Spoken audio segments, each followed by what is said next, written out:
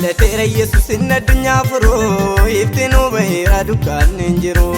Dhalateera Yesuus inni addunyaa furuu iftiin hubaheera dukkanni hin jiru. Dhalateera Yesuus inni addunyaa furuu iftiin hubaheera dukkanni hin jiru. Dhalateera Yesuus inni addunyaa furuu iftiin hubaheera dukkanni hin jiru.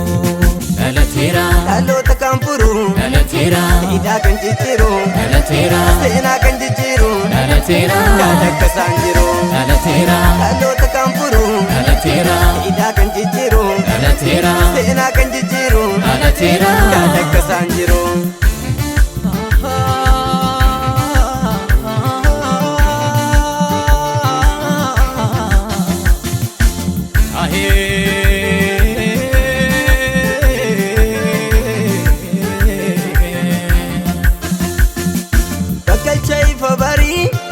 Gaaddi salmaan namoota dhugaa bade kan baasu dhalateera Yesuus abdiin dhaloota.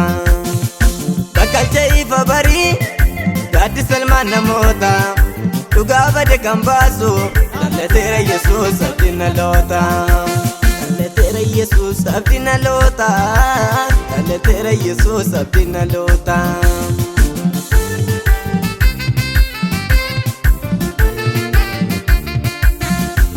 Dhalateera Yesuus abdiin dhaloota.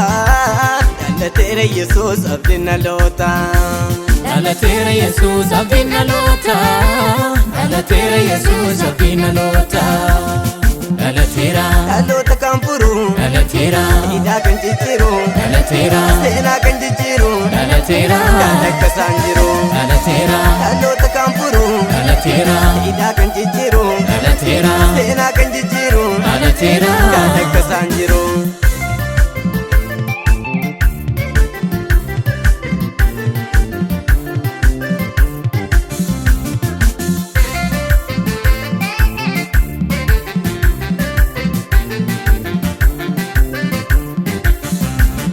dhalateera Ilmi Waaqaa Yesuus dhalateera du'aa kan fayyisu dhalateera duudaa dhageessisu dhalateera jaamaa ilaalchisu dhalateera hamma jedhan ga'u dhalateera dhalootaaf kan ta'u.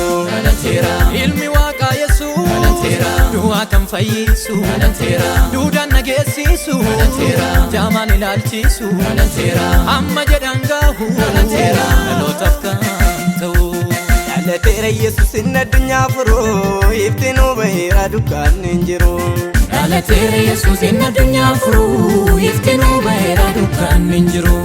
Dhalateera Yesuus inni addunyaa furuu iftiin hubaheera dukkanni hin jiru. dhalateera Yesuus inni addunyaa furuu iftiin hubaheera dukkanni hin jiru. dhalateera Dhaloota kan furu dhalateera hidhaa kan jijjiiru dhalateera seenaa kan jijjiiru dhalateera yaada akka isaan jiru. dhalateera Dhaloota kan furu dhalateera hidhaa kan jijjiiru dhalateera seenaa kan jijjiiru dhalateera yaada akka isaan jiru.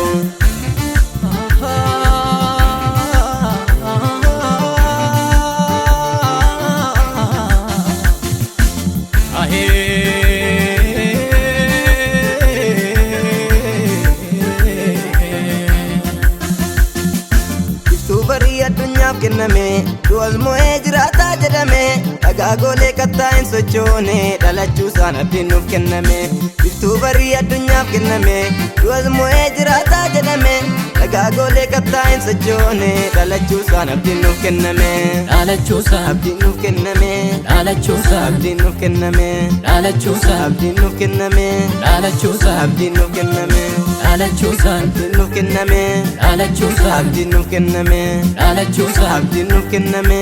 dhalachuusa Abdiin nuuf kenname. Abdii